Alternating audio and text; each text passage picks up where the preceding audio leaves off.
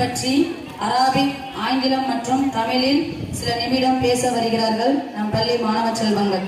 Mohammed Hanif, Mohammed Aris, Kalainila.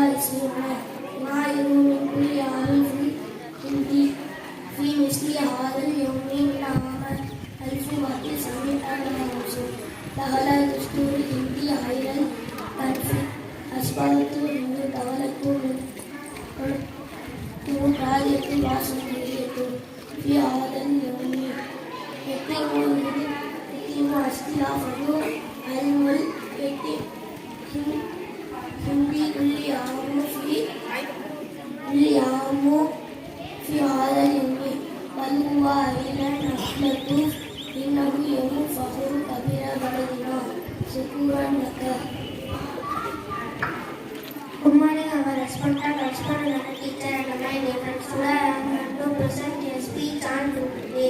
Republic Day is celebrated on 26th January every year in India. On this day in 1915, the Constitution of India into effect. India became a democracy and a republic national on this day. India flag is hoisted every year on this day.